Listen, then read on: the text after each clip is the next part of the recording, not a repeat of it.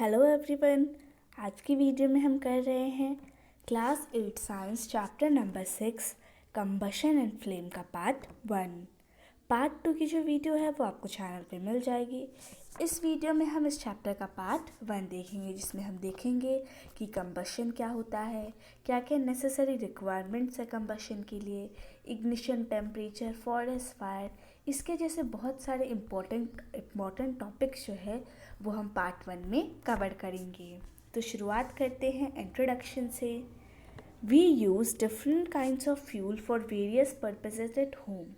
अपने घर पे अलग अलग काम के लिए हम अलग अलग फ्यूल यूज़ करते हैं।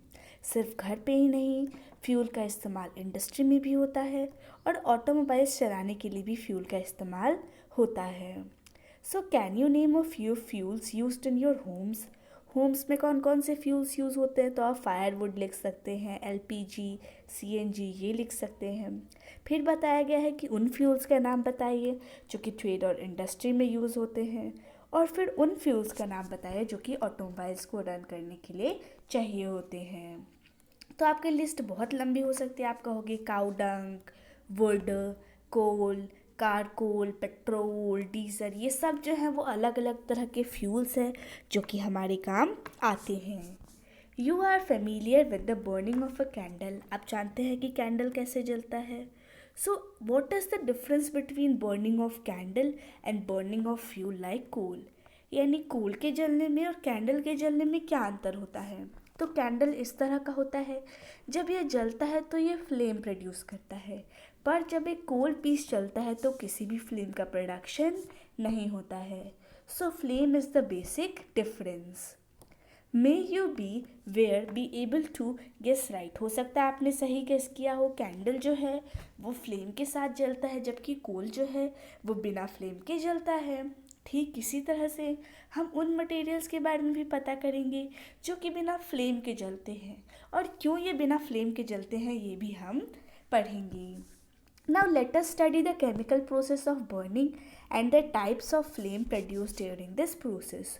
तो हम देखते हैं कि बर्निंग की जो केमिकल प्रोसेस होती है, यानी जो हमारा कंबशन होता है वो क्या है, और हम फ्लेम के बारे में भी पढ़ेंगे, उसके अलग अलग लेयर्स के बारे में, उसके इम्पोर्टेंस के बारे में, उनके रोल के बारे में और उनकी कैरेक्टरिस्टिक्स के बारे में। So our first topic is what is combustion, यानी कंबशन क्या होता है।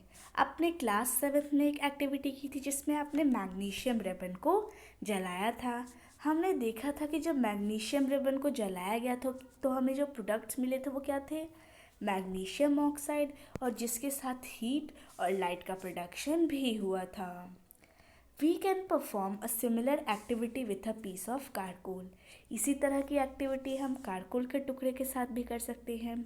उसको टोंग्स की मदद से उठाएंगे, उसे कैंडल की फ्लेम के पास ले जाएंगे और फिर देखेंगे कि क्या ऑब्जर्व हो रहा है, क्या चेंजेस आ रहे हैं। तो आप देखोगे कि कारकोल जो है वो एयर में बर्न करेगा। हमें ये भी पता है कि जो कोल है वो भी एयर में बर्न करता है, ठीक उसी तरह से कारकोल भी बर्न करेगा, वो भी कोई फ्लेम प्रोड्यूस नहीं करेगा, और ये जलने पे कार्बन डाइऑक्साइड, हीट और लाइट प्रोड्यूस करेगा।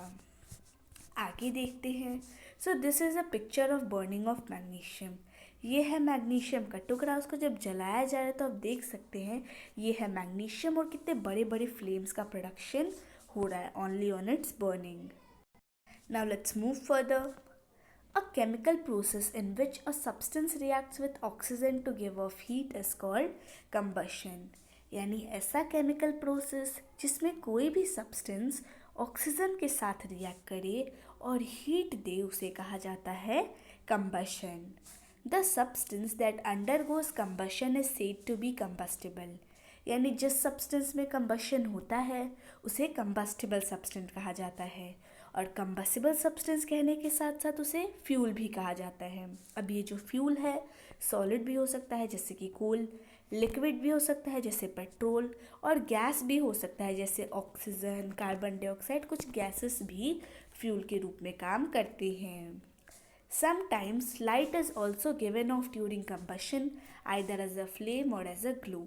यानी हीट तो हर केस में देगा, चाहे कोल का केस है या कारकोल का केस। पर कुछ स्पेशल केसेस होते हैं जिसमें वो लाइट भी देता है। अब लाइट किस फॉर्म में देता है? फ्लेम के फॉर्म में।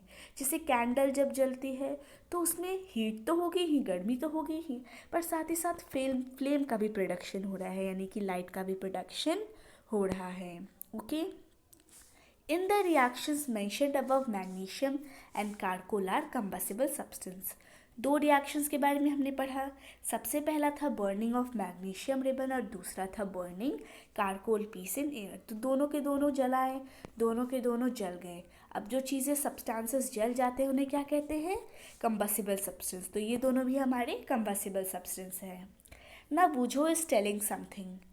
We are told that food is a fuel for our body. उन्हें बताया गया है कि फूड जो है वो उनकी बॉडी के लिए फ्यूल है। तो आपने देखा होगा कि कार, पेट्रोल, उनमें कौन सा फ्यूल यूज़ होता है? पेट्रोल, डीजल, यही सब यूज़ होता है, यही यूज़ होता है। अब ये क्या करते हैं? ये उन्हें एनर्जी देते हैं और उसी एनर्जी की वजह से वो मूव कर पाते हैं। ठीक उसी तरह से हमारी बॉडी में जो फूड होता है वो हमें एनर्जी देता है। That is why it is called the fuel of our body. यहाँ पे पहेली ने भी कुछ इसी तरह का एक्सप्लेनेशन दिया है। In our body food is broken down by reaction with oxygen and heat is produced. We learn that in class 7। Class 7 में आपने किसके बारे में पढ़ा था?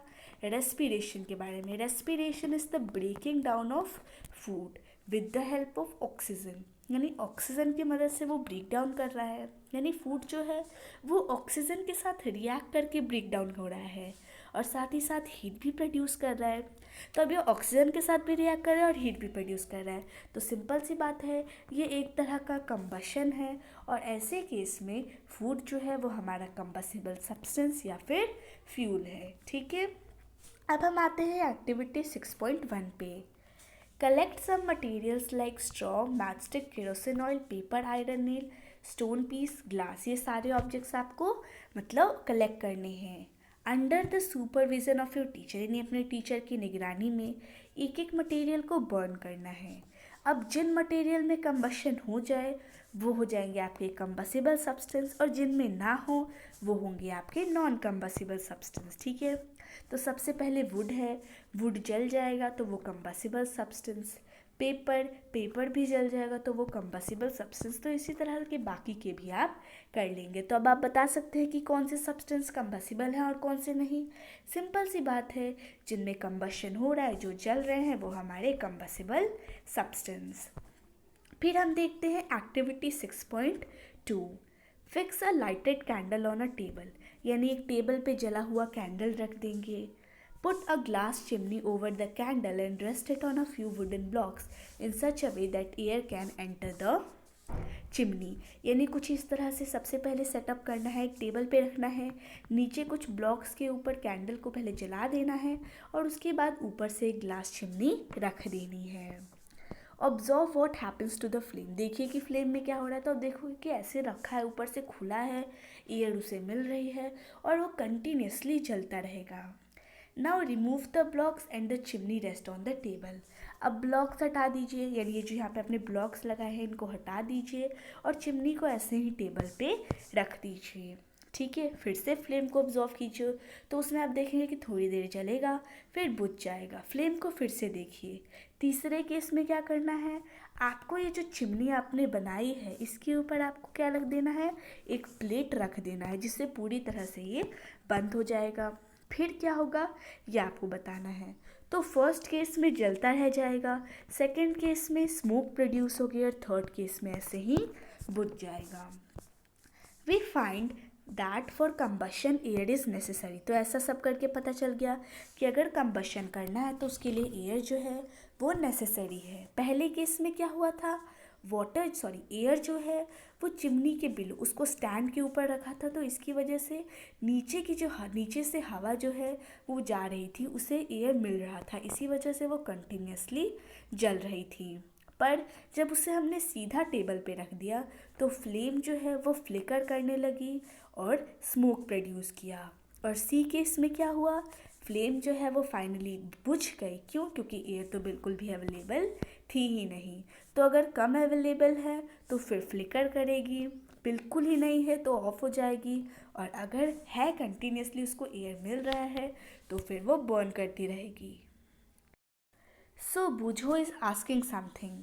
We have read that the sun produces its own heat and light. हमने पढ़ा था कि जो सन है वो अपना खुद का हीट और लाइट प्रोड्यूस करता है, तो ये भी किसी तरह का कंबशन है। So it's not a combustion. Sun में जो हीट और लाइट प्रोड्यूस होते हैं वो न्यूक्लियर रिएक्शंस की वजह से प्रोड्यूस होते हैं, जिनके बारे में हायर क्लासेस में पढ़ोगी। अब हम आते हैं activity 6.3।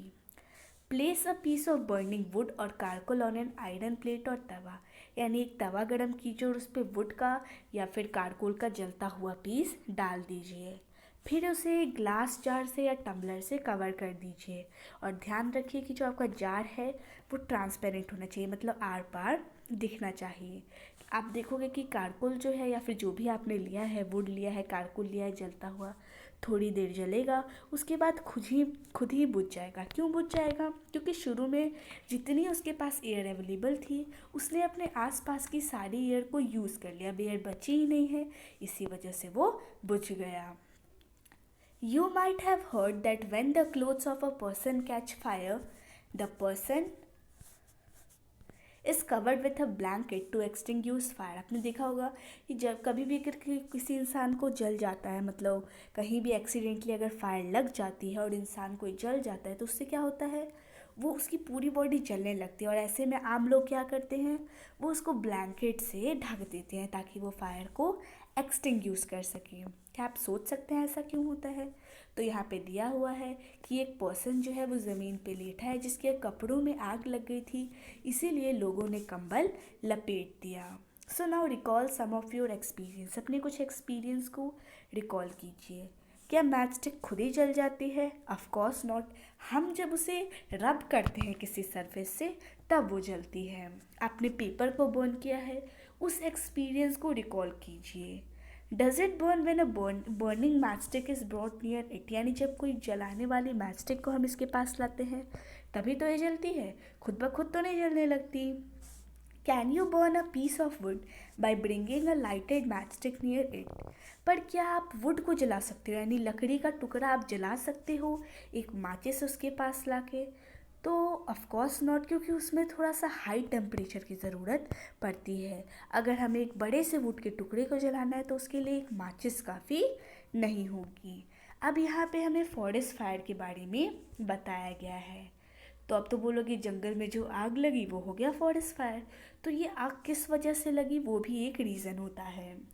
During extreme heat of summer, यानी समर में कितनी ज़्यादा गर्मी होती है और जंगल में आमतौर पे जो घास होते हैं वो सूखी होती है, तो अगर बहुत ज़्यादा हीट होगी तो क्या होगी, ये जो सूखी घास है इसमें आग लग जाएगी, और जंगल में आग जो है वो बहुत ही जल्दी फैलती है, ग्रास से ट्रीज़ में स्प्रेड होगी, और थोड़ी ही देर में, कुछ ही चंद मिनटों में या चंद घंटों में पूरा फॉरेस्ट जो है, पूरा जंगल जो है वो जलने लग जाएगा, और ऐसे फायर्स को कंट्रोल करना काफ़ी डिफ़िकल्ट हो जाता है। And this is a picture of forest fire. तो सिंपली क्या हुआ, ड्राई ग्रास थी, हीट की वजह से जल गई, फिर ट्रीज़ जलने लगे और जल्दी पूरा फॉरेस्ट जो है वो जलने लगा। Do these experience tell you that different substance catch fire at different temperature? यानी ऊपर हमने पढ़ा था कि पेपर में जल्दी आग लग जाता है और वुड में देर से लगता है, तो इससे हमें पता चलता है कि अलग अलग सब्सटेंस जो है वो अलग अलग टेम्परेचर पे फायर कैच करते हैं, यानी अलग अलग टेम्परेचर पे उन पे आग लगती है। So the lowest temperature at which a substance catch fire is called its ignition temperature. यानी सबसे कम टेम्परेचर जिस पे किसी भी सब्सटेंस में आग लगती है उसे उसका इग्निशन टेम्परेचर कहते हैं। जैसे एक पेपर है, अगर उसको 25 डिग्री सेल्सियस पे वो जलने लग रहा है, मतलब 25 डिग्री सेल्सियस उसका इग्निशन टेम्परेचर है। असल में 25 नहीं होता, मैं आपको बस एग्जांपल देने के लिए बता दे रही हूँ। हर एक सब्सटेंस का अलग अलग इग्निशन टेम्परेचर होता है, किसी का काफ़ी कम होता है और किसी का काफ़ी ज़्यादा होता है। जैसे वुड को जलाना है तो उसका ज़्यादा होता है, पेपर को जलाना है तो उसका कम होता है। So every substance has a different ignition temperature, किसी का कम किसी का ज़्यादा, इस तरह से सबका अलग अलग होता है। So can you tell now why a matchstick does not catch fire on its own at room temperature? तो अब आप बता सकते हो कि मैचस्टिक ऐसे ही रूम में पड़ी है तो उसमें खुद ब खुद आग क्यों नहीं लगती? क्यों नहीं लगती? क्योंकि रूम का जो टेम्परेचर है वो उसके इग्निशन टेम्परेचर से कम है। अब जब उसको इग्निशन टेम्परेचर अपना मिला ही नहीं है तो वो जलेगी कैसे? ओके और जब हम इसे बर्न करते हैं मैच बॉक्स के साइड में तो क्या होता है? फ्रिक्शन फोर्स होता है, फ्रिक्शन प्रोड्यूस होता है, फ्रिक्शन से हीट प्रोड्यूस होती है और उसी हीट की वजह से जो हमारी मैचस्टिक है वो जलने लगती है। So now let us read the story of matchstick यानी माचिस की कहानी। So the history of the matchstick is very old, बड़ी पुरानी कहानी है इसकी, बड़ा पुराना इतिहास है इसका। 5,000 साल पहले पाइन के जो वुड होते हैं छोटे छोटे उनको जो पीसेस होते हैं उसको सल्फ़र में डुबाया जाता था और फिर मैचस्टिक के रूप में यूज़ किया जाता था एंसेंट इजिप्ट में। दी मॉडर्न सेफ्टी मैच यानी आजकल का जो हम मैच यूज़ करते हैं वो तो सिर्फ और सिर्फ 200 साल पहले डेवलप हुआ है। जो किस किस चीज़ों का मिक्सचर होता है? Antimony tree sulphide, potassium chlorate और वाइट फॉस्फोरस और इसमें थोड़ा सा ग्लू होता है और इसके हेड जो होता है इसके ऊपर स्टार्च अप्लाई किया जाता है on a suitable wood piece और जब भी हम इसे किसी रफ सरफेस से स्ट्राइक करते हैं तो ये उसकी मदद से जलने लगता है। क्यों? क्योंकि इससे फ्रिक्शन होता है और फ्रिक्शन से जो हीट प्रोड्यूस होती है उसी के कारण वो जलने लगता है। However, white phosphorus proved to be dangerous both for the workers involved in the manufacturing of matches and for the users. यानी जो लोग माचिस का मैन्युफैक्चर करते हैं, जो वहाँ पे कंपनी में काम करते हैं, उनके लिए कभी कभी ये जो वाइट फॉस्फोरस है वो डेंजरस प्रूव होता है। These days, the head of the safety match contains only antimony trisulfide and potassium chlorate. इसी वजह से ये उनके लिए हानिकारक है। इसीलिए आजकल जो उसका हेड होता है उसमें सिर्फ और सिर्फ एंटीमनी ट्रीसल्फाइड और पोटेशियम क्लोरेट होता है। The rubbing surface has powered glass and a little red phosphorus which is much less dangerous। यानी वाइट फॉस्फोरस तो बहुत डेंजरस होता है, इसीलिए उसके बदले जो हमारा रबिंग सरफेस है उसमें थोड़ा सा पाउडर्ड ग्लास और हल्का सा रेड फॉस्फोरस यूज़ किया जाता है कि जो कि वाइट फॉस्फोरस के मुकाबले काफ़ी कम डेंजरस होता है। When the match is struck against the rubbing surface, यानी जब इस माचिस को हम रबिंग सरफेस से स्ट्राइक करते हैं तो ये जो रेड फॉस्फोरस है ये वाइट फॉस्फोरस में बदल जाता है। ये तुरंत ही पोटेशियम क्लोरेट के साथ रिएक्ट करता है और जलने लगता है और जो 3 सल्फाइड है वो भी कंबशन स्टार्ट कर देता है। आगे बढ़ते हैं। We find that a combustible substance cannot catch fire or burn as long as its temperature is lower than its ignition temperature। इससे पता चल गया कि कोई भी कंबस्टिबल सब्सटेंस यानी कोई भी फ्यूल तब तक नहीं जलता जब तक इसके आसपास का टेम्परेचर जो है वो इसके इग्निशन टेम्परेचर के बराबर ना हो। ठीक है। Have you ever seen cooking oil catching fire when a frying pan is kept for a long time on burning stove? कभी कभी आपने देखा होगा अगर कुकिंग पैन में कुकिंग ऑयल डाल के बहुत देर तक स्टोव में रख दिया जाए तो उससे क्या होता है? जो ऑयल है उसमें आग लग जाती है। So kerosene oil and wood do not catch fire on their own at room temperature. यानी ये जो दोनों चीज़ें होती हैं ये अपने आप इनमें रूम टेम्परेचर पे तो आग नहीं लगती है जब तक हम इसको ज़्यादा हीट ना दें, पर अगर केरोसिन ऑयल को थोड़ा सा भी हीट कर दो तो इसमें आग लग जाती है। बट अगर वुड में थोड़ी सी आग लग गई तो वो मतलब फायर कैच नहीं करता क्योंकि केरोसिन जो है उसमें तुरंत ही फायर स्प्रेड होने लगती है, इसीलिए अगर हल्का सा भी हीट करो तो पूरी तरह से आग लग जाती है। जबकि जो वुड है उसको थोड़ा सा हीट करो, थोड़ा सा जलाओ तो उससे कोई फ़र्क नहीं पड़ता। इससे हम बता सकते हैं कि जो केरोसिन ऑयल का इग्निशन टेम्परेचर है वो काफ़ी कम है in the comparison of wood's ignition temperature. Okay, अब यहाँ पे हमें एक नीचे एक्टिविटी दी है that will show that it is essential for a substance to reach ignition temperature to burn। यानी अगर किसी भी सब्सटेंस को जलना है तो उसके लिए ज़रूरी है कि वो अपने इग्निशन टेम्परेचर पे पहुँचे।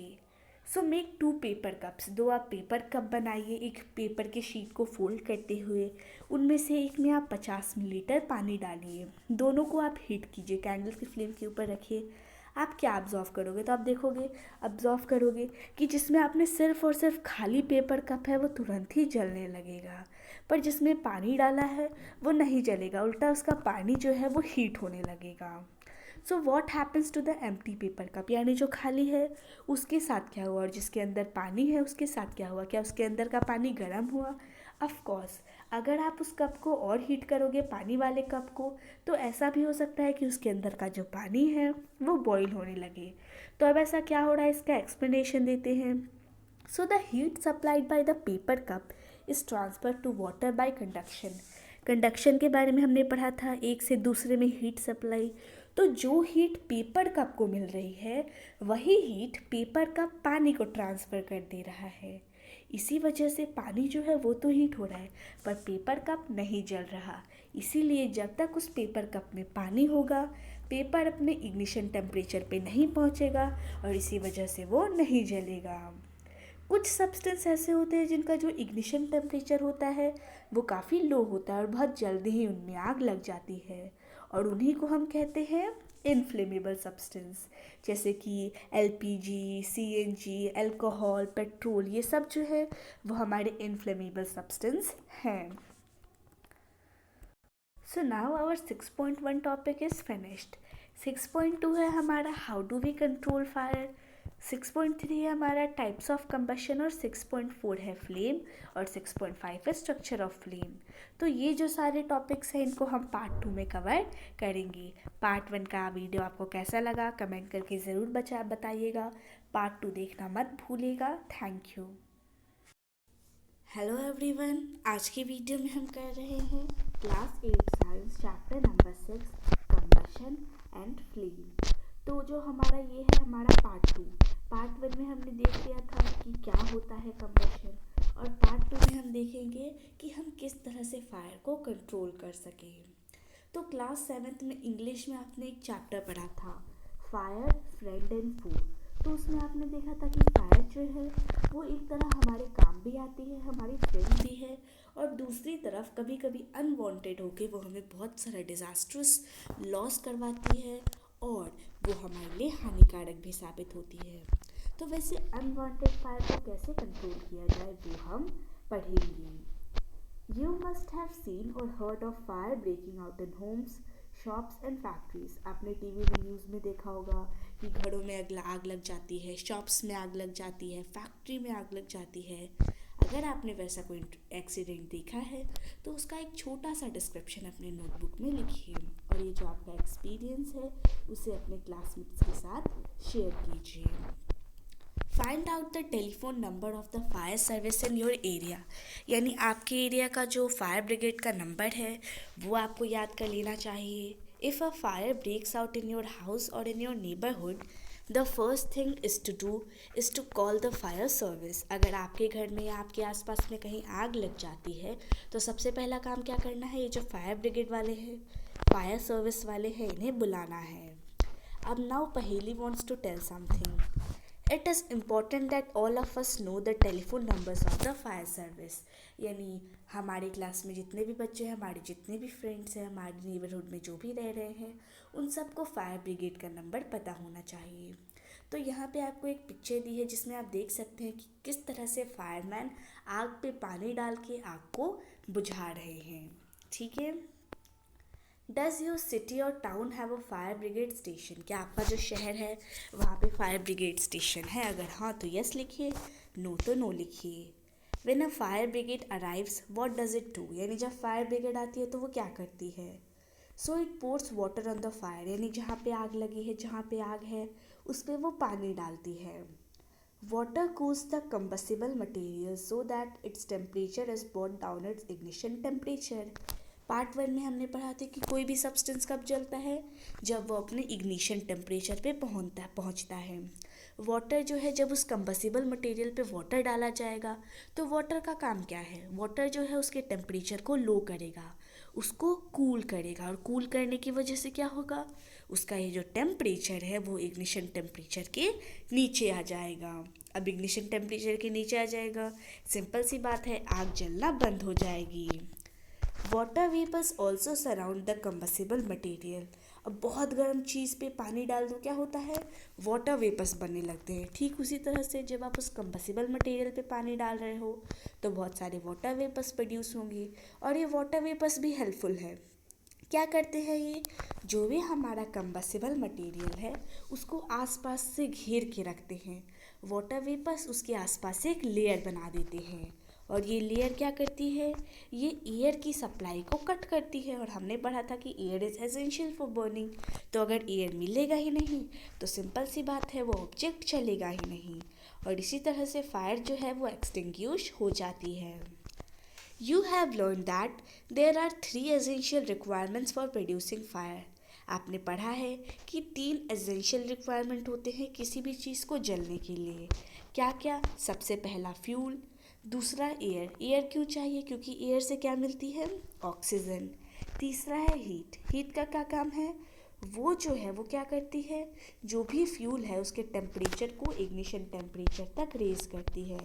मान लीजिए उसका टेम्परेचर अभी 27 डिग्री सेल्सियस है, पर उसका जो इग्निशन टेम्परेचर है वो 59 डिग्री सेल्सियस है, तो इस 27 तक को 59 तक पहुंचाने का काम क्या करेगी, ये हीट। और एयर चाहिए क्योंकि एयर से उसे ऑक्सीजन मिलेगी, और ऑक्सीजन से ही कोई ऑब्जेक्ट बर्न होता है। Fire can be controlled by removing one और मोर ऑफ दीज रिक्वायरमेंट्स। अब 3 रिक्वायरमेंट चाहिए हमें, अब तीनों में से हम किसी एक को हटाएंगे या 2 को हटाएंगे या तीनों को हटा देंगे तो सिंपल सी बात है, फायर जलना बंद हो जाएगी। The job of a fire extinguisher is to cut off the supply of air. यानी इस फायर एक्सटिंग्विशर का क्या काम है, ये जो है वो एयर की सप्लाई को कट कर देती है, एक इस तरह का लेयर बना देती है। तो अब लेयर बनने के कारण एयर जो है वो इसके अंदर जा ही नहीं पाएगी, तो एयर की सप्लाई कट ऑफ हो गई, और इस लेयर के बनने से ये जो हमारा अंदर फ्यूल है इसका टेम्परेचर भी इग्निशन टेम्परेचर के बिलो हो जाएगा, और इस तरह से फायर जो है वो कंट्रोल में आ जाएगी। अब हमें एक बहुत ही कॉमन फायर एक्सटिंग्विशर के बारे में बताया गया है। सबसे कॉमन फायर एक्सटिंग्विशर क्या है, water.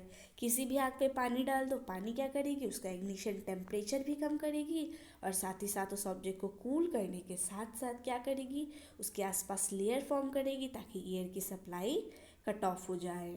But water works only on things like wood and paper are on fire. पर हमेशा हम वाटर को हर कंडीशन में यूज़ नहीं कर सकते। हम इसे किस किस पे यूज़ कर सकते हैं, वुड पे और पेपर पे, यही दोनों चीज़ जब जलेंगे तभी हम फायर का इस्तेमाल कर सकते हैं।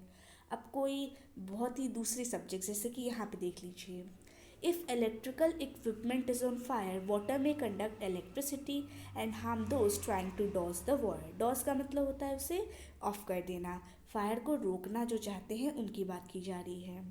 तो मान लीजिए कोई इलेक्ट्रिकल इक्विपमेंट, मान लीजिए हम एक बहुत ही कॉमन एग्जांपल लेते हैं जिससे बड़ी बड़ी कंपनियां नाश हो जाती हैं, घाटे में चली जाती हैं, फिल्मों में ये बड़ा कॉमन है। शॉर्ट सर्किट, बहुत सारी फैक्ट्रीज इससे बर्बाद हो जाती हैं। तो शॉर्ट सर्किट किसकी वजह से होता है, ये इलेक्ट्रिकल इक्विपमेंट की वजह से होता है। और जब भी कोई इलेक्ट्रिकल इक्विपमेंट की वजह से फायर होता है तो उस केस में वाटर को एक्सटिंग्विशर के रूप में बिल्कुल भी यूज़ नहीं किया जाता। हमने कंडक्टर्स और इंसुलेटर्स के बारे में पढ़ा है। कंडक्टर क्या होते हैं, जो इलेक्ट्रिसिटी को पास करे, और इंसुलेटर जो इलेक्ट्रिसिटी को पास ना करे। तो अभी जो वाटर होता है वो इलेक्ट्रिसिटी का कंडक्टर होता है। तो अब ये इलेक्ट्रिसिटी का कंडक्टर है, यहाँ पे मान लीजिए एक इंसान है और यहाँ एक बड़े से घर में आग लगी है, और ये आग शॉर्ट सर्किट की वजह से हुई है। तो अगर ये उस पर पानी डालेगा, पानी क्या करेगी, इलेक्ट्रिसिटी कंडक्ट करेगी, और जो इंसान पानी डाल रहा है उसको बहुत ही बड़ा करंट का झटका लगेगा, यानी उसी को उल्टा हार्म पहुंच जाएगा। So water is also not suitable for fires involving oil and petrol. यानी इलेक्ट्रिसिटी में तो है ही नहीं, पर साथ ही साथ जिन फायर्स में ऑयल और पेट्रोल का इन्वॉल्वमेंट हो उसमें तो वाटर बिल्कुल भी सुटेबल नहीं है। क्यों नहीं है, हमने पढ़ा था कि वाटर जो होती है वो ऑयल से ज़्यादा हैवियर होती है। ये ग्लास लीजिए, इसमें पानी डालिए, वाटर डालिए और ऑयल डालिए, तो पानी जो है वो नीचे सेटल हो जाएगा और ऑयल ऊपर, यानी ऑयल जो है वो हल्का है और वाटर जो है वो भारी है। और वाटर के भारी होने की वजह से ही ये ऑयल के नीचे दब जाएगी और ऑयल जो है वो ऊपर ही ऊपर जलता रहेगा। तो फ़ायदा क्या पानी डालने का, क्योंकि पानी के ऊपर से भी ऑयल जो है वो बर्न करता रहेगा। For fires involving electrical equipment, यानी ऐसे फायर जिनमें इलेक्ट्रिकल इक्विपमेंट का इन्वॉल्वमेंट हो, एंड इनफ्लेमेबल मटेरियल्स, और इनफ्लेमेबल मटेरियल्स मतलब जो बड़ी ही जल्दी जल जाते हैं, जैसे कि petrol, carbon dioxide. Carbon dioxide नहीं, जैसे कि केरोसिन, पेपर, ये सब क्या होते हैं, ये इनफ्लेमेबल सब्सटेंस होते हैं, यानी बड़ी ही जल्दी ये जल जाते हैं। तो वो फायर्स जिसमें इलेक्ट्रिकल इक्विपमेंट का इन्वॉल्व हो या फिर इनफ्लेमेबल मटेरियल्स का, जैसे कि पेट्रोल, तो इन सब में सबसे बेस्ट क्या है, कार्बन डाइऑक्साइड। ये सबसे बेस्ट एक्सटिंग्विशर है, यानी उस फायर को हटाने का सबसे बेस्ट एक्सटिंग्विशर है carbon dioxide. Carbon dioxide being heavier than oxygen covers the fire like a blanket, यानी CO2 जो है उसका वेट ज़्यादा होता है ऑक्सीजन से। तो ये क्या करता है, ऑब्जेक्ट जो जल रहा है वो तो ऑक्सीजन ले रहा है, पर ये जो CO2 है वो उससे हैवी है, इसीलिए वो उसको ब्लैंकेट की तरह कवर कर लेता है।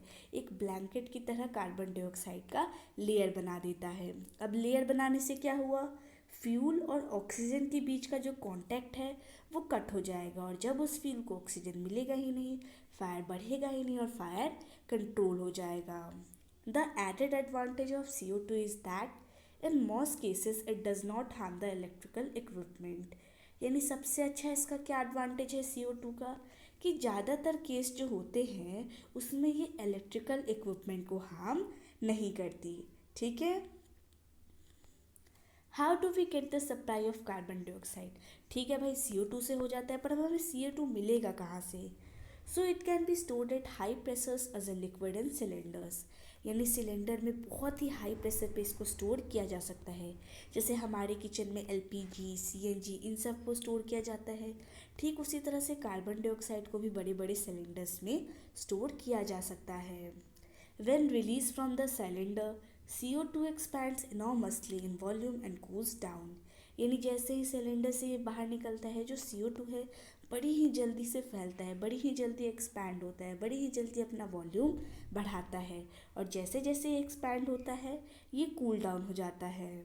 So it is not only forms a blanket around the fire, it also brings down the temperature of the fuel, यानी सिर्फ और सिर्फ ब्लैंकेट का काम नहीं करता, ये जो है वो उस ऑब्जेक्ट का जो टेम्परेचर है उसे भी कम कर देता है। इसीलिए one of the best fire extinguishers में क्या है, कार्बन डाइऑक्साइड फायर एक्सटिंग्विशर्स। इस तरह का उसका कुछ स्ट्रक्चर होता है, और ये आपने अपने ऑफिस, स्कूल्स, ज़्यादातर जगहों पे ये अवेलेबल होता है। Another way to get CO2 is to release a lot of dry powder of chemicals, यानी एक और तरीका है CO2 पाने के लिए, हम बहुत सारे ड्राई पाउडर केमिकल्स जो हैं उनको रिलीज़ करेंगे, जैसे कि सोडियम बाइकार्बोनेट यानी बेकिंग सोडा, या फिर पोटेशियम बाइकार्बोनेट। इन सब को जब हम फायर के पास छोड़ते हैं तो क्या करते हैं, ये जो भी केमिकल्स हैं ये CO2 गिव ऑफ करते हैं, और इस तरह से फायर जो है वो कंट्रोल में आ जाता है। In most of the cases, fire cannot be eliminated. If, for instance, a building catches fire, the whole building is the fuel. बहुत सारे केसेस ऐसे होते हैं जिसमें हम फ्यूल को एलिमिनेट नहीं कर सकते हैं। तीन चीज़ें रिक्वायर्ड होती हैं, फ्यूल, ऑक्सीजन और इग्निशन टेम्परेचर। तो अब ऑक्सीजन को हम हटा सकते हैं, इग्निशन टेम्परेचर को हटा सकते हैं, फ्यूल को भी हटा सकते हैं, पर कुछ केसेस में हम फ्यूल को नहीं हटा सकते हैं। कैसे केसेस, मान लो एक बिल्डिंग जल रही है, बिल्डिंग जल रही है तो इसका मतलब पूरी बिल्डिंग ही फ्यूल है, तो अब उस पूरी बिल्डिंग को तो हटाया नहीं जा सकता है। तो कुछ ऐसे भी केसेस होते हैं जिसमें फ्यूल को एलिमिनेट नहीं किया जा सकता है। अब हमने कंबशन क्या होता है ये पढ़ लिया, क्या होता है एक बार रिपीट कर लेते हैं। कोई भी सब्सटेंस जो है जब वो ऑक्सीजन के साथ रिएक्ट करता है और लाइट और हीट गिव ऑफ करता है, तब उस प्रोसेस को क्या कहा जाता है, कंबशन। तो अभी जो कंबशन होता है ये भी तीन तरह का होता है। कौन कौन से टाइप्स होते हैं आगे वाले पेज में पढ़ेंगे। ब्रिंग अ बर्निंग मैचस्टिक और a gas lighter near a gas stove in the kitchen, यानी किचन में आप जो आपका गैस है उस गैस स्टोव के पास आप एक मैचस्टिक या फिर लाइटर लेके आइए, उसके बाद गैस स्टोव ऑन कीजिए। आप क्या ऑब्जर्व करते हो, we find that the gas burns rapidly and produce heat and light. क्या होगा, आप जैसे ही मैच स्टिक लेके जाओगे तुरंत जो है गैस जल जाएगी, तुरंत जलेगी और तुरंत ही हीट और लाइट प्रोड्यूस करेगी। तो ऐसा कंबशन जो होता है उसे रैपिड कंबशन कहा जाता है। रैपिड का मतलब क्या होता है, फास्ट। तो ऐसे जो फास्ट कंबशंस होते हैं जिसमें तुरंत ही गैस बर्न हो गया और तुरंत हीट और लाइट प्रोड्यूस किया, उसे क्या कहा जाएगा, rapid combustion. There are substance, sorry for the disturbance, there are substance like phosphorus which burn in the air at room temperature। कुछ ऐसे भी सब्सटेंस होते हैं बहुत ही ज़्यादा इन्फ्लेमेबल होते हैं, यानी रूम टेम्परेचर पे ही जलने लगते हैं, इतने ज़्यादा वो इन्फ्लेमेबल होते हैं। जैसे कि फोस्फोरस, उसको बहुत ही लो टेम्परेचर चाहिए, हमारा जितना रूम टेम्परेचर है वो उसका इग्निशन टेम्परेचर है, मतलब अगर उसे अपने रूम में रख दिया तो फिर वो जलने लग जाता है। The type of combustion in which a material suddenly bursts into flames without the application of any apparent cause is called spontaneous combustion। पहला था rapid combustion और दूसरा है spontaneous combustion। तो ऐसा कंबशन जिसमें कोई भी मटेरियल जो है तुरंत फ्लेम में बर्न आउट हो जाता है, फ्लेम में बर्स्ट हो जाता है बिना किसी कॉज के एप्लीकेशन के। जैसे इस केस में आपने क्या किया, इसमें आपने मैचस्टिक लाया पर इसमें कोई भी कॉज होता ही नहीं, तुरंत ऑब्जेक्ट अपने आप जल जाता है, उसे कहा जाता है स्पोंटानियस कंबशन। जैसे यहाँ पे कोल डस्ट से रिलेटेड दिया है, spontaneous combustion of coal dust has resulted in many disastrous fires in coal mines। कोयले जो है वो भी स्पोंटानियस कंबशन का एग्जाम्पल है, इन्हें तुरंत ही रखे रखे कभी कभी ये फ्लेम्स में बर्न आउट हो जाता है और इसी वजह से बहुत सारे डिजास्टर्स फायर्स लग जाते हैं कोल माइंस में, जिससे बहुत ज़्यादा लाइफ का भी लॉस होता है और बहुत ज़्यादा मनी का भी लॉस होता है। Spontaneous forest fire are sometimes due to the heat of the sun or due to lightning strike। तो जो फॉरेस्ट फायर हमने पढ़ा था वो भी स्पोंटानियस कंबशन का एग्जाम्पल है। इसमें क्या होता है, कभी कभी अगर मान लो घास सूखी है, उस पर हीट पड़ी बहुत ज़्यादा या फिर लाइटनिंग हुई तो उससे उसका इग्निशन टेम्परेचर मिल जाता है, फिर वो जलने लगता है और थोड़ी देर में ही आग फैल फैल के पूरे जंगल में लग जाती है। पर आमतौर पे जो ज़्यादा फॉरेस्ट फायर्स होते हैं वो हम ह्यूमन बींग्स की केयरलेसनेस की वजह से होता है। तो हमें याद रखना चाहिए कि जब भी हम कैंपिंग पे जाते हैं, पिकनिक पे जाते हैं, विज़िट के लिए जाते हैं तो वापस आने से पहले जो भी हमने फॉरेस्ट फायर लगाया है उसे पूरी तरह से एक्सटिंग्विश कर लेना चाहिए। We generally have fireworks on festival days. Festival days पे हम पटाखे जलाते हैं। When a cracker is ignited, a sudden reaction takes place with the evolution of heat, light and sound। यानी जब भी किसी क्रैकर को जलाया जाता है बहुत ही अचानक से सडन रिएक्शन होता है जिसमें हीट भी प्रोड्यूस होती है, लाइट भी प्रोड्यूस होती है और साउंड भी प्रोड्यूस होता है और साथ ही साथ a large amount of gas is liberated. तो ऐसे जो रिएक्शन होते हैं उन्हें एक्सप्लोजन कहा जाता है। Explosion can also take place if pressure is applied on the cracker. और उस क्रैकर पे ज़्यादा प्रेशर भी लगाया हमने तब भी एक्सप्लोजन हो सकता है। कुछ जैसे पटाखे होते हैं जिनमें आग लगाना पड़ता है, पर कुछ होता है उसको दबा दो फोड़ दो तो ही वो साउंड प्रोड्यूस करते हैं। So explosion is another type of combustion, पर ये काफ़ी डिफरेंट है क्योंकि रैपिड कंबशन में क्या हो गया, तुरंत हो गया, स्पोंटानियस कंबशन में बिना किसी कॉज के हुआ, और ये जो एक्सप्लोजन है इसमें हीट आती है, लाइट भी आती है, प्लस एक एक्स्ट्रा ऑब्जेक्ट है जो कि है साउंड, वो भी प्रोड्यूस होती है। Now let's C flame. Flame flame तो आपने देखी होगी, कैंडल बर्न करती है तो उसके ऊपर एक फ्लेम होती है, तो उसी फ्लेम के बारे में हम पढ़ेंगे। Observe an LPG flame, can you tell the colour of the flame, what is the colour of a candle flame. आपने कभी एलपीजी फ्लेम देखा है, किस कलर का होता है, आप बोलोगे ब्लू कलर का होता है, पर आग तो ब्लू कलर की होती नहीं है, होती है, कैसे होती है आगे वाले पेज में पढ़ेंगे। जबकि कैंडल फ्लेम का कलर क्या होता है, येलो और ऑरेंज टाइप में उसका कलर होता है, तो इतना डिफरेंस क्यों है। Recall your experience of burning a magnesium ribbon in class 7। Class 7 में आपने मैग्नीशियम रिबन जलाया था, तो उसमें आपने देखा था कि जब आपने उसे जलाया था तो वाइट डार्जलिंग फ्लेम का प्रोडक्शन हुआ था, ना ही यहाँ पे ब्लू फ्लेम आई और ना ही यहाँ पे येलो फ्लेम, यहाँ पे तो सबसे अलग वाइट फ्लेम का प्रोडक्शन हुआ। आप देख सकते हैं कैंडल फ्लेम और गैस स्टोव का कलर, इसका कलर क्या है? ब्लू, और इसका कलर क्या है? Yellow and orange. आगे देखते हैं। Flames of kerosene lamp, candle and Bunsen burner, ये जो है वो बर्नसन बर्नर, उसका कलर भी इस तरह का होता है। स्टोव आपने देखा होगा, उसमें भी जो फ्लेम होता है वो भी ब्लू कलर की होती है। कैंडल की कलर इस तरह की होती है और लैम्प की इस तरह की। तो आप ऑब्जर्वेशन सारे नोट कीजिए कि कौन सा ऑब्जेक्ट जो है जलने पे फ्लेम प्रोड्यूस करता है और नहीं। जैसे कि हम कैंडल को देख लें, कैंडल जब भी जलती है फ्लेम प्रोड्यूस करती है। मैग्नीशियम रिबन ऑफ कोर्स करती है। कैम्फर यानी कपूर वो भी करता है। किरोसिन स्टोव वो भी करती है। कारकोल, तो कारकोल को जब हम जलाते हैं तो वो फ्लेम प्रोड्यूस नहीं करती है। ओके, अब हम इस फ्लेम का स्ट्रक्चर देखते हैं कि किस तरह से होती है, किस किस कलर्स की होती है। ये सब चीज़ें हम इस सेक्शन में देखेंगे।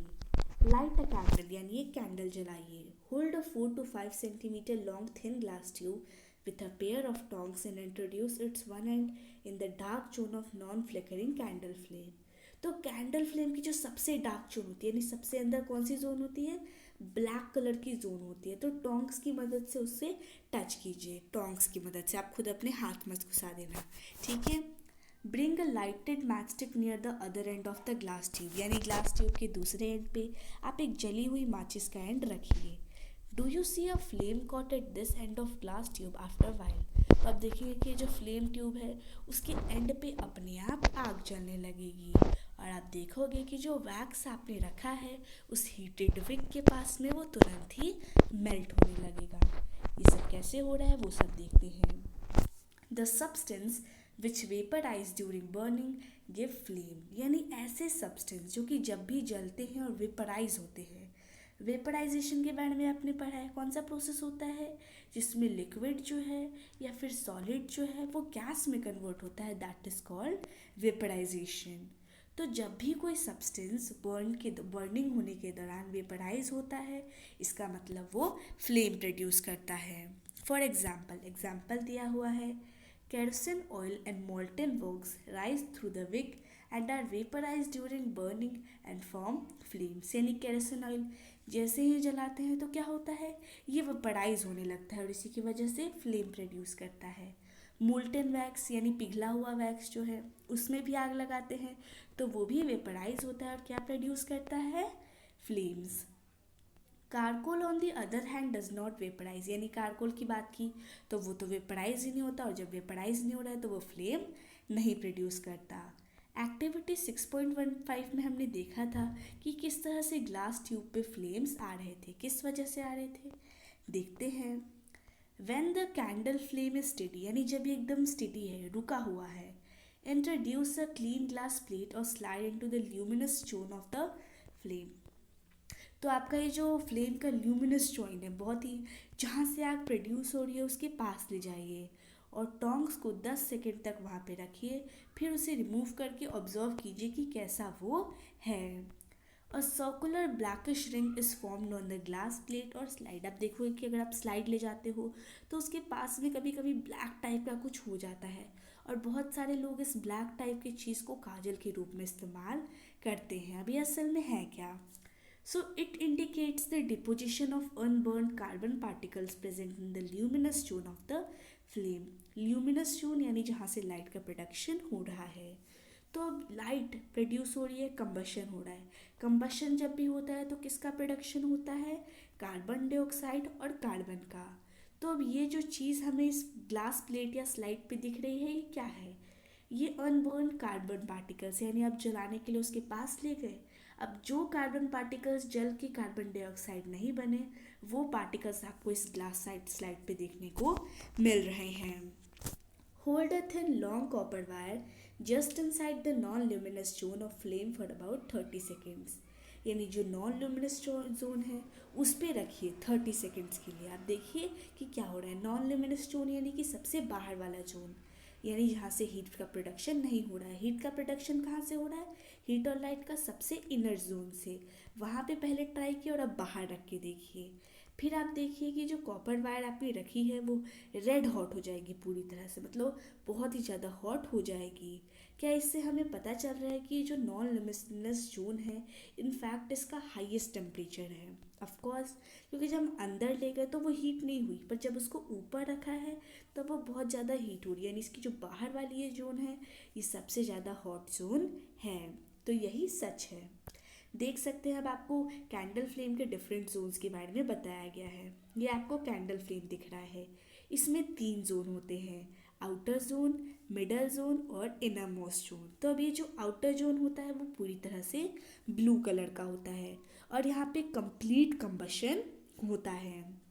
फिर है मिडल जोन, तो इसका कलर येलो होता है और यहाँ पे पार्शियल यानी आधा कंबशन होता है। और ये इनर मोस्ट जोन जो है इसमें पूरी तरह से सिर्फ और सिर्फ अनबर्न्ड वेपर्स होते हैं, जैसे कि अनबर्न्ड कार्बन पार्टिकल्स थे। ठीक उसी तरह से ये जो हमारा फ्लेम है तो ये किसका फ्लेम है? वैक्स का कैंडल फ्लेम है। तो इसी वजह से वैक्स का कैंडल है, इसी वजह से यहाँ पे अनबर्न्ड वैक्स वेपर्स हैं। ठीक है।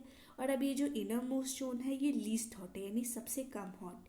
बीच वाला जोन मीडियम हॉट है और जो बाहर वाला जोन है वो हॉटेस्ट पार्ट है।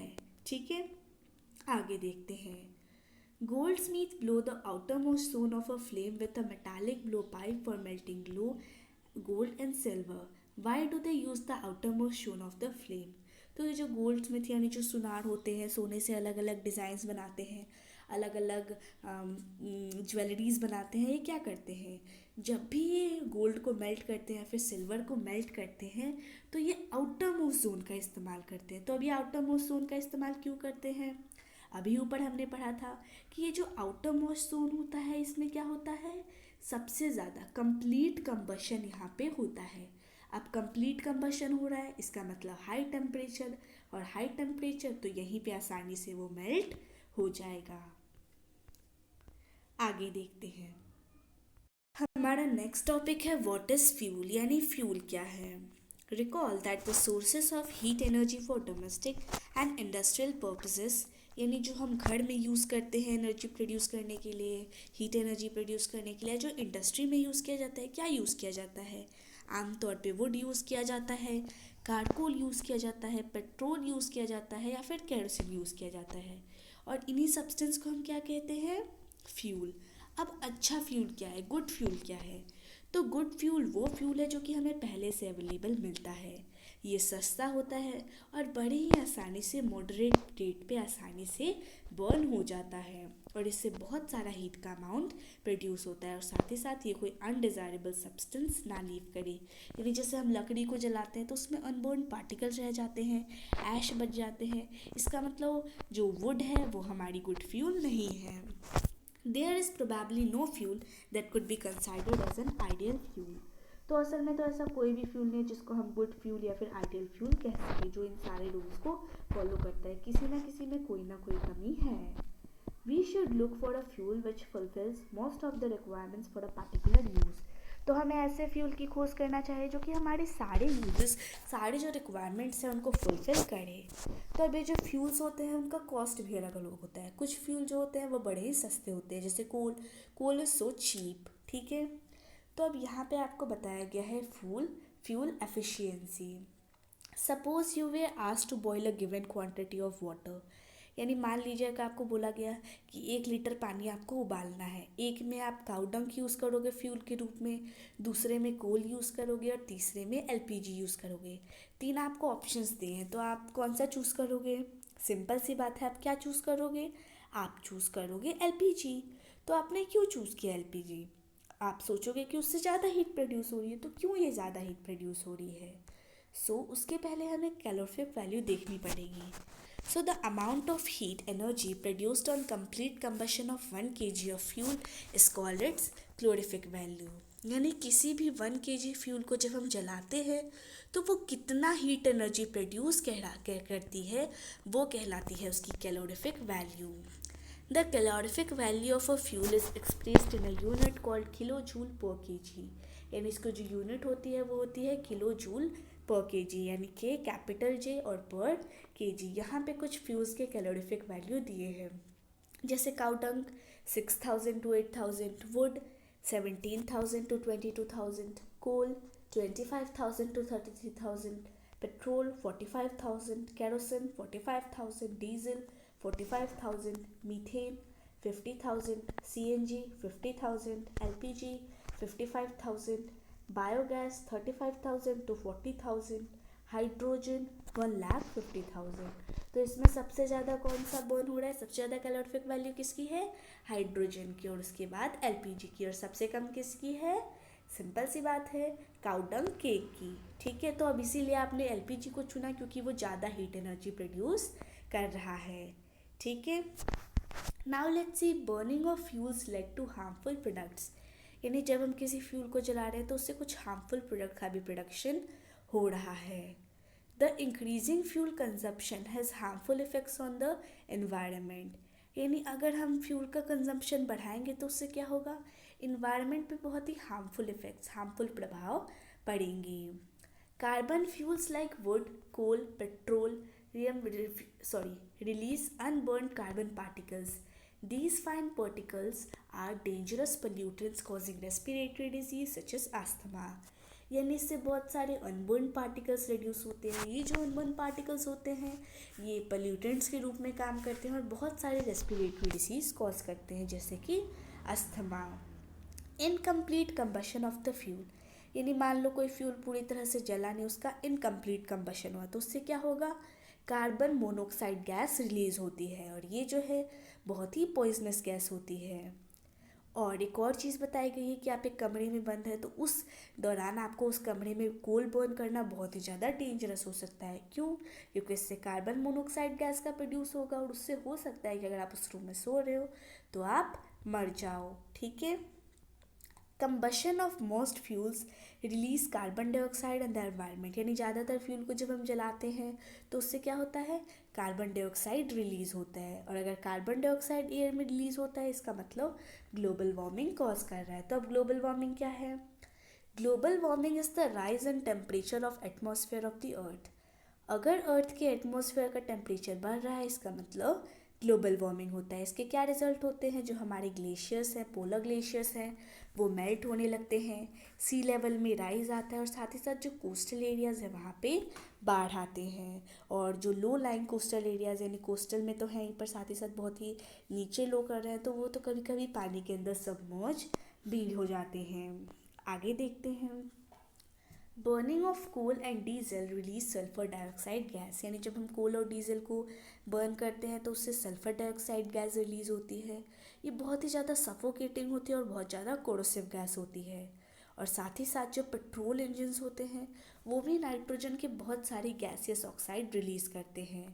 तो जब ये सल्फ़र के ऑक्साइड और नाइट्रोजन के ऑक्साइड रेन वाटर में डिज़ोल्व होते हैं तो वो एसिड्स बनाते हैं, और ऐसी जो बारिश होती है उसे एसिड रेन कहा जाता है। अब ये जो एसिड रेन होती है वो क्रॉप्स के लिए, बिल्डिंग्स के लिए, सॉइल के लिए, सबके लिए हार्मफुल होती है। आपने क्लास 7th में इसके बारे में पढ़ा है। The use of diesel and petrol as fuels in automobiles is being replaced by CNG because CNG produces the harmful products in very small amounts. यानी पहले किसको यूज़ किया जाता था फ्यूल के रूप में, डीजल और पेट्रोल को, पर ये तो बहुत सारे नाइट्रोजन ऑक्साइड रिलीज़ कर रहे हैं, एसिड रेन होगा, इसीलिए इनको रिप्लेस करके अब किसका यूज़ किया जा रहा है, CNG यानी कंप्रेस नेचुरल गैस का, क्योंकि ये जो है ये इन हार्मफुल प्रोडक्ट्स को रिलीज़ तो करता है पर बहुत ही कम अमाउंट्स में। इसका मतलब ये जो CNG है वो क्लीनर फ्यूल है, ये जो है वो इन्वायरमेंट के लिए थोड़ा सा सेफ़ है। और यहाँ पे हमारा आज का चैप्टर ख़त्म होता है। वीडियो अच्छी लगी हो तो चैनल को लाइक कीजिएगा, अगला टॉपिक क्या चाहिए कमेंट करके बताइएगा, और प्लीज़ चैनल को सब्सक्राइब कीजिएगा। Thank you.